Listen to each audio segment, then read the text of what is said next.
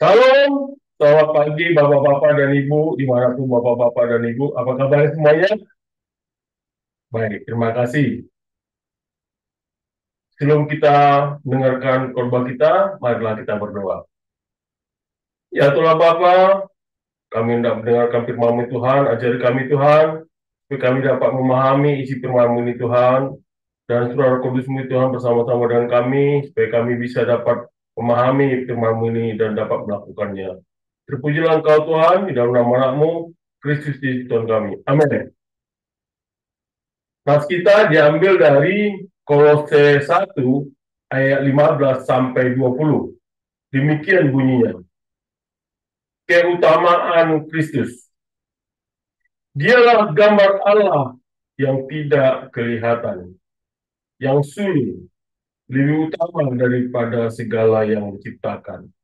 Karena di dalam dialah telah diciptakan segala sesuatu yang ada di surga dan yang ada di bumi, yang kelihatan dan yang tidak kelihatan, baik singgasana maupun kerajaan, baik pemerintah maupun penguasa. Segala sesuatu diciptakan melalui Dia dan untuk Dia. Ia ada terlebih dahulu daripada segala sesuatu, dan segala sesuatu menyatu di dalam Dia. Dialah kepala tubuh, yaitu gereja.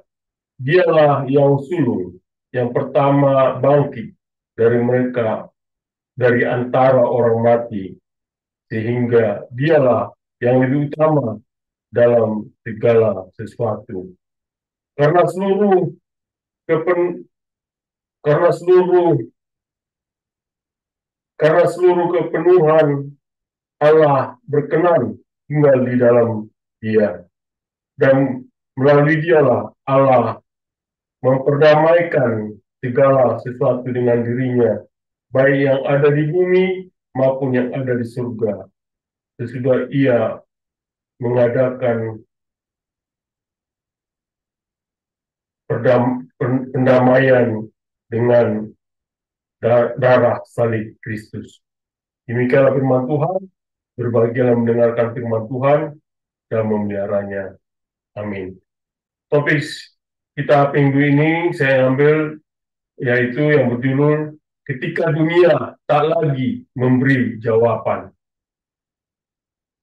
Saudara-saudara yang terkasih dalam nama Tuhan Yesus, saya mencoba membuat bapak-bapak dan ibu merenung dan coba membayangkan ketika malam tiba, kita bisa melihat langit mendung, dan ketika itu juga angin dingin berhembus kencang di lorong-lorong kota. Lampu-lampu jalan remang, dan suara-suara manusia terdengar kosong. Namun, di sebuah kamar yang sempit, ada seorang pria duduk sendiri. Katakanlah namanya Elia. Wajahnya tertunduk, matanya kosong menatap lantai yang dingin. Di sekelilingnya berserakan botol obat tidur, tagihan utang yang belum dibayar, dan sebuah foto keluarga yang kini tinggal kenangan. Elia bukanlah orang jahat. Ia seorang yang bekerja keras. Ia pernah aktif di gereja, pernah menjadi panutan dalam pelayanan, tapi hidupnya mulai runtuh, pelan tapi pasti. Anak perempuannya jatuh ke dalam narkoba. Usahanya bangkrut. Istrinya memilih pergi karena tidak tahan dengan tekanan hidup. Dan sekarang, saudara-saudara, Elia hanya punya satu pertanyaan. Mengatakan, Tuhan, di manakah Engkau? Saudara-saudara, mungkin kisah Elia ini masih familiar buat kita, saudara-saudara. Banyak dari kita pernah ada di sana, di titik di mana hidup kehilangan arti. Kita sudah berusaha menjadi orang baik, sudah melayani, sudah memberi, tapi tetap merasa hampa. Kenapa? Karena pusat dari hidup kita diam-diam bergeser. Mulai dari Kristus menjadi diri sendiri, dari salib menjadi ambisi, dari ibadah menjadi rutinitas kosong. Saudara-saudara, mari kita lihat dunia hari ini. Mungkin bapak-bapak bisa melihat sekitarnya bahwa anak-anak muda mencari identitas dalam TikTok dan Instagram. Juga orang tua bekerja tanpa henti untuk membiayai gaya hidup yang tak pernah cukup. Juga kita bisa melihat gereja pun kadang sibuk membangun citra dan struktur.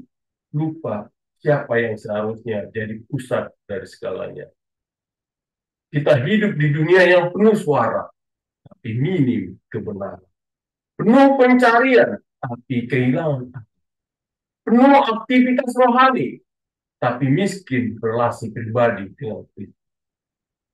Pertanyaannya, saudara-saudara, bapak-bapak dan ibu, siapa yang jadi pusat dari segalanya? Saudara-saudara yang terkasih dalam nama Tuhan Yesus, setelah kita baca di Kolose ini, hampir 2000 tahun lalu, kita bisa melihat jemaat kecil di kota Kolose juga bergumul. Mereka diserang ajaran palsu, yaitu bahwa Kristus tidak cukup, bahwa kita perlu tambahan pengetahuan atau perantara spiritual lain. Dan mereka mulai bingung, apakah Yesus sungguh Tuhan? Dan juga mereka bingung, apakah Yesus cukup untuk menebus dosa? Dan apakah hidup untuk Yesus layak diperjuangkan? Lalu datanglah sebuah surat dari seorang tahanan yang bernama Paulus. Ia tidak menulis dengan kata-kata biasa, tapi dengan puisi surgawi, sebuah himne tentang siapa Kristus itu sebenarnya, yaitu tercatat di Kolose 15, Kolose 1 ayat 15 sampai 20 ini. Saudara-saudara yang terkasih dalam nama Tuhan Yesus, dalam 5 ayat pendek ini, Paulus membalikkan dunia. Ia tidak memberi saran hidup praktis, tidak memberi motivasi murah.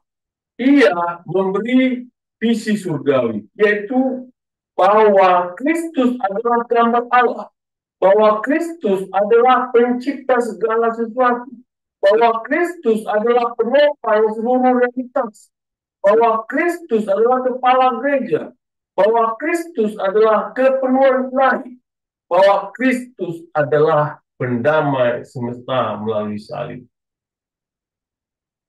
Bahwa seluruh semesta juga diciptakan oleh Dia dan untuk Dia. Bahwa hanya dengan memusatkan hidup kepada Kristus, segala sesuatu akan menemukan maknanya. Saudara-saudara yang terkasih dalam Tuhan Yesus, mungkin hari ini bapak-bapak dan ibu juga seperti Elia yang tadi saya ceritakan. Mungkin bapak-bapak dan ibu juga saudara-saudara tersesat dalam pelayanan. Mungkin juga bapak-bapak dan ibu, saudara-saudara, hanya menjalani kekristenan yang datar. Atau juga mungkin bapak-bapak dan ibu, saudara-saudara, masih hidup untuk diri bapak-bapak sendiri. Namun hari ini, Tuhan mau menyadarkan kita kembali bahwa Kristus sebagai pusat hidup hanyalah kekosongan yang dihias. Bahwa dengan Kristus sebagai pusat, kekacauan pun bisa berubah menjadi harmoni surgawi. Saudara-saudara yang terkasih, oleh karena itu saudara-saudara, bukalah hati bapak-bapak dan ibu. Bukalah telinga bapak-bapak dan ibu dan juga saudara-saudara, dan izinkan Roh Kudus berbicara. Karena hari ini kita tidak hanya akan belajar teologi, namun kita akan bertemu kembali dengan pribadi Yesus Kristus, Tuhan atas segalanya. Dan ketika kita memandang Dia, seperti yang ditulis dalam Kolose 1 ayat 15 sampai 20 ini, hidup kita tidak akan pernah sama lagi. Saudara-saudara yang terkasih dalam nama Tuhan Yesus, di Kolose 1 ayat 15a mengatakan demikian. Dialah gambar Allah yang tidak kelihatan. Dialah gambar Allah yang tidak kelihatan. Bayangkan, saudara-saudara, seorang anak kecil bernama, katakanlah dia bernama Mika, bertanya kepada ayahnya, "Ayah, seperti apa rupa Tuhan?" Sang ayah terdiam. Bagaimana menjelaskan Allah yang roh kepada anak kecil? Namun jawaban Paulus sederhana namun agung. Kata demikian berkata, lihatlah Yesus. Yesus adalah ekor, atau Yesus adalah gambar. Yesus adalah representasi sempurna dari Allah. Saudara-saudara, dalam perjanjian lama, Musa hanya bisa melihat belakang Allah. Kita bisa baca di Keluaran 33. Tapi di dalam Kristus, yang tidak kelihatan menjadi kelihatan. Ia adalah Tuhan yang dapat disentuh, Tuhan yang dapat didengar, Tuhan yang dapat dilihat, dan Tuhan yang dapat dirasakan. Sekali lagi saya mengajak bapak-bapak dan ibu um, bercerita sedikit bahwa membayangkan adalah ada seseorang yang telah dihianati, dia juga dilukai, dan dia juga kehilangan keluarga. Maka mereka akan berkata, kalau Tuhan benar-benar ada, kenapa dia diam? Jawabannya, tahu saudara-saudara, bahwa Tuhan tidak diam. Ia datang, ia menangis, ia disalib, ia bangkit. Namun apakah bapak-bapak dan ibu sedang mencari siapa Allah itu? Apakah bapak-bapak dan ibu saudara-saudara tidak perlu melihat ke langit atau ke dalam perasaan bapak dan ibu? Namun lihatlah Yesus. Ia adalah Allah yang menjelma menjadi manusia. Kalau kita baca di Kolose 1 ayat 15b sampai 16 mengatakan, yang sulung lebih utama daripada segala yang diciptakan, karena di dalam dialah telah diciptakan segala sesuatu. Kita bisa bayangkan, yang mengilustrasikannya demikian. Pernahkah bapak-bapak dan ibu merasa seperti tokoh sampingan dalam cerita hidup orang lain? Di dunia yang penuh besar dan bising, kita sering merasa tidak penting, tidak dianggap. Tapi Kolose berkata, segala sesuatu yang kelihatan dan tidak kelihatan diciptakan oleh Kristus dan untuk Kristus. Artinya di sini bahwa Kristus bukan hanya bagian dari sejarah. Dia adalah pemiliknya. Segala sesuatu yang ada di planet maupun hukum gravitasi maupun otoritas dunia, bahkan waktu saudara-saudara diciptakan untuk menyatakan kemuliaan Kristus. Saudara-saudara, apakah bapak-bapak dan ibu atau saudara-saudara adalah seorang guru? Oleh karena itu, mengajarlah untuk Kristus. Atau bapak-bapak dan ibu atau saudara-saudara adalah ibu rumah tangga, maka mendidiklah untuk Kristus. Atau apakah bapak-bapak adalah seorang pengusaha, maka berbisnislah untuk Kristus. Tujuan hidup kita bukan untuk sukses, tetapi untuk Kristus. Di Kolose 1 ayat 17 mengatakan demikian. Ia ada terlebih dahulu daripada segala sesuatu, dan segala sesuatu menyatu di dalam Dia. Ia ada terlebih dahulu daripada segala sesuatu, dan segala sesuatu menyatu di dalam Dia. Artinya, Bapak-bapak, coba bayangkan, dunia ini seperti mobil tua yang mesinnya rusak. Kalau mesinnya rusak bagaimana, saudara-saudara? Mesinnya pasti berderit, gemetar, dan nyaris berhenti. Namun Kristus bukan hanya seorang insinyur, tapi juga adalah bahan bakarnya. Kristus juga adalah mesinnya, dan Kristus juga adalah pengemudinya. Artinya, kata-kata yang bisa katakan lagi menyatukan di sini artinya adalah dalam bahasa Yunani berarti memegang, menopang, mempertahankan keteraturan. Oleh karena itu, tanpa Kristus, semesta akan runtuh. Artinya adalah apabila apakah pernikahan Bapak dan Ibu atau saudara-saudara saat ini kacau, maka serahkanlah kepada Kristus. Ataukah hati Bapak-Bapak dan Ibu atau saudara-saudara kacau, taruhlah di tangan Kristus. Atau apakah pelayanan Bapak-Bapak dan Ibu dan saudara-saudara lelah, kembalilah pada kekuatannya. Hidup tidak akan pernah stabil jika Kristus bukan pusatnya. Kalau kita baca di Kolose 1 ayat 18a mengatakan demikian, dialah kepala tubuh, yaitu gereja. Dialah kepala tubuh, yaitu gereja. Artinya, coba bayangkan saudara-saudara, tubuh yang tidak punya kepala. Tentu semua anggota bergerak sendiri-sendiri. Terjadi kekacauan total. Begitulah jika gereja tidak tunduk pada Kristus. Artinya, Kristus bukan hanya pendiri gereja. Dia adalah kepala yang hidup. Semua pertumbuhan, semua cara, dan semua kekuatan datang dari kepala. Bukan dari program atau figur manusia. Artinya, saudara-saudara, bahwa gereja bukan panggung untuk manusia. Ibadah bukan untuk menyenangkan manusia, tapi menyembah Kristus. Tugas gereja bukan mempertahankan tradisi, tapi meneruskan misi Kristus. Kalau kita baca di Kolose 1 ayat 18b mengatakan, dialah yang sulung, yang pertama bangkit dari antara orang mati.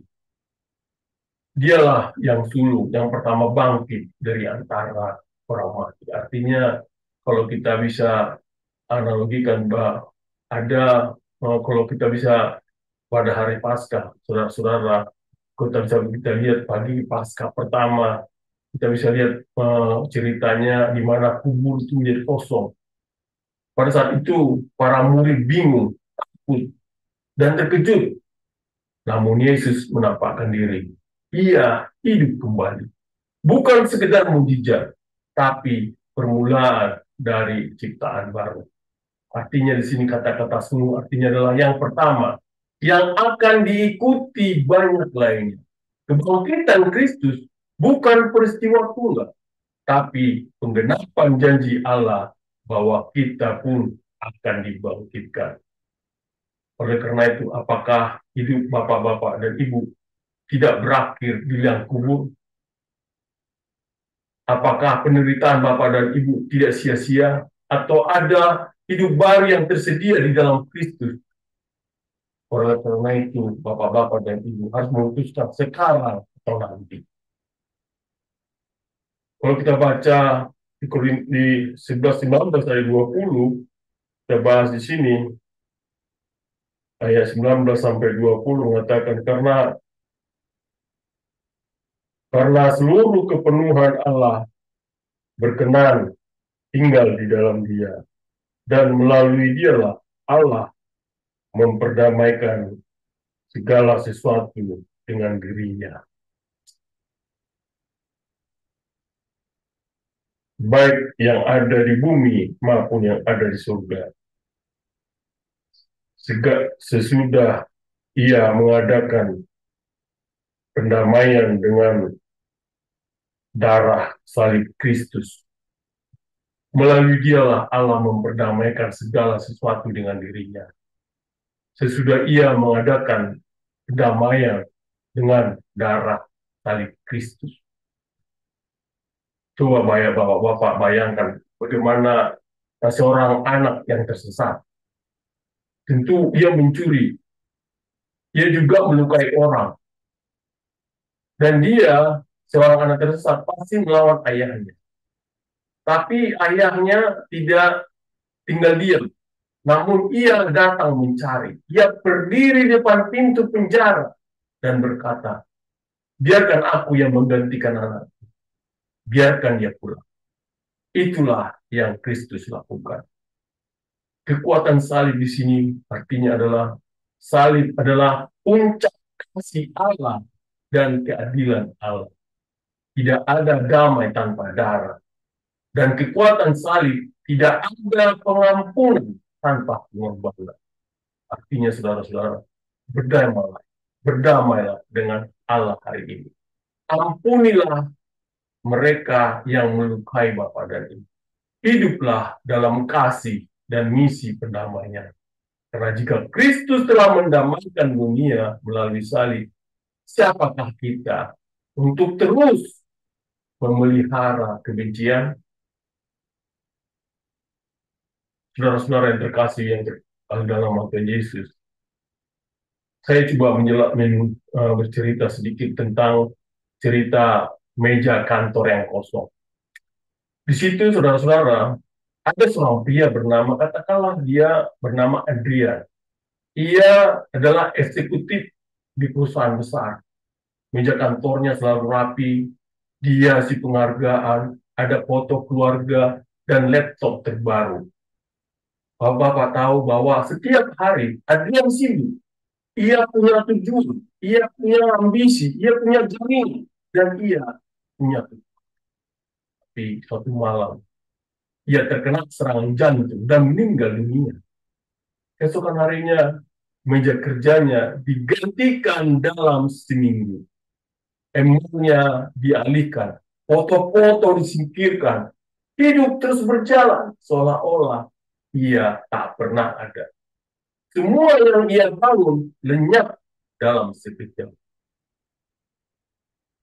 Artinya adalah bahwa di sisi lain kota juga saya mendengarkan bahwa tentang meja dua ada satu cerita adalah tentang meja dua yang kosong. Di sisi lain, saudara-saudara, ada seorang wanita tua yang bernama, katakanlah namanya Ibu Marta. Ia punya meja kecil di sudut rumahnya, bukan meja kerja, tapi itu adalah meja doa. Di atasnya ada Alkitab yang lusuh, ada lilin kecil, dan daftar nama-nama anak-anak rohani yang ia doakan setiap. Ia bukan orang terkenal, ia bukan orang kaya, tapi ketika ia dipanggil Tuhan, seluruh jemaat menangis. Orang-orang bersaksi. Ibu Marta yang mengajar saya mengenal Yesus. Ibu Marta yang mendoakan saya saat saya nyaris bunuh diri. Ibu Marta lah yang tidak pernah menyerah. Meja doanya ini kosong, tapi warisannya hidup dalam puluhan jiwa. Oleh karena itu, ketika hidup Bapak dan Ibu, apakah Bapak dan Ibu, saudara-saudara akan dikenal karena ambisi Bapak-Bapak dan Ibu, ambisi saudara-saudara, atau karena Kristus hidup di dalam Bapak dan Ibu? Apakah hidup Bapak dan Ibu, saudara-saudara, berpusat hanya pada diri Bapak Ibu sendiri, atau pada Kristus yang hidup? Saudara-saudara yang terkasih dalam nama Tuhan Yesus, setelah kita tadi pelajari Kolose 1 ayat 15 sampai 20 ini, ada 6 hal yang kita dapat renungkan. Yang pertama adalah Kristus adalah gambar Allah yang tidak kelihatan. Artinya, jika ingin mengenal Allah, lihatlah Yesus. Dialah pewahyuan sempurna. Kedua, Kristus adalah pencipta dan tujuan dari segala sesuatu. Engkau diciptakan untuk Dia, bukan untuk diri Bapak dan Ibu sendiri. Yang ketiga, Kristus menopang dan menyatukan segalanya. Artinya dunia tetap ada karena Kristus. Hidup Bapak dan Ibu bertahan karena Dia.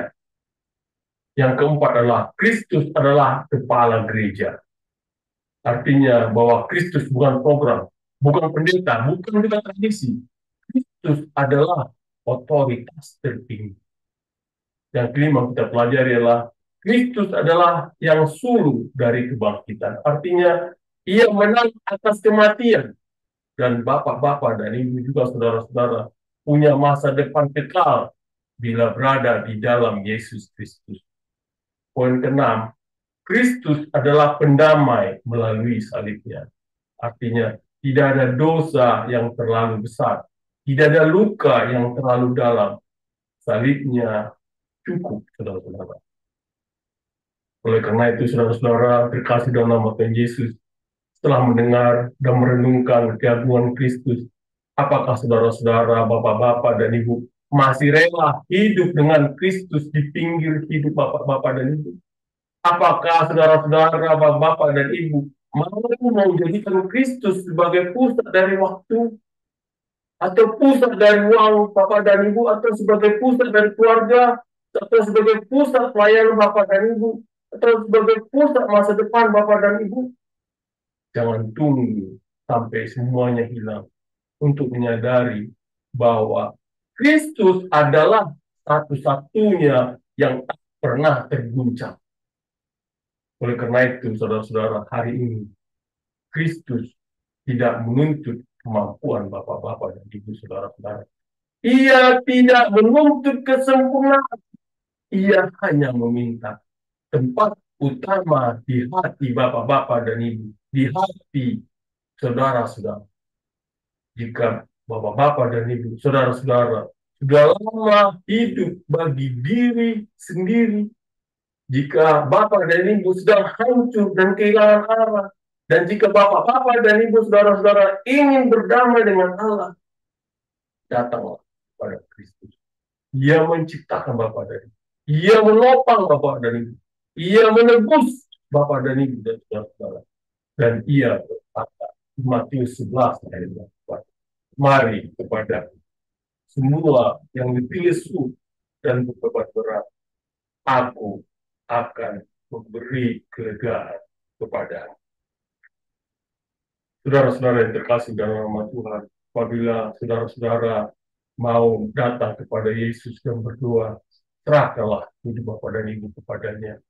Dan saudara-saudara juga agar menjauh dari pusat-pusat palsu yang selama ini Bapak-Bapak Ibu andalkan. Dan mintalah ampun. Dan memintalah kepulihan mulai hari ini. Agar Bapak-Bapak dan Ibu dan menjadikan Yesus Kristus sebagai pusat dari segala sesuatu dalam hidup Bapak dan Ibu. Oleh karena itu, Bapak-bapak dan Ibu, jadilah pribadi yang hidup untuk Kristus. Jadilah gereja yang dipimpin oleh Kristus. Jadilah keluarga yang berpusat pada Kristus. Karena hidup ini singkat. Dunia ini fana. Tapi Kristus adalah segala-galanya. Soli Deo, Gloria, Amin. Mari kita berdoa. Ya Tuhan Bapa, kami telah mendengarkan firman-Mu Tuhan. Kiranya ajari kami Tuhan, bahwa hanya kepadamu lah kami berpusat ya Tuhan. Kami bukanlah apa-apa di hadapan-Mu Tuhan. Semua yang ada di hadapan kami yang kami lakukan ini ya Tuhan. Kiranya bantulah kami supaya kami selalu berpusat kepadamu. Ya Tuhan Bapa dan Saudara Kudus-Mu itu Tuhan menopang kami supaya kami juga dapat selalu terbantu dan selalu menopang di hadapan-Mu ya Tuhan. Terpujilah Engkau di dalam nama Anakmu, Kristus Yesus Tuhan kami. Amin.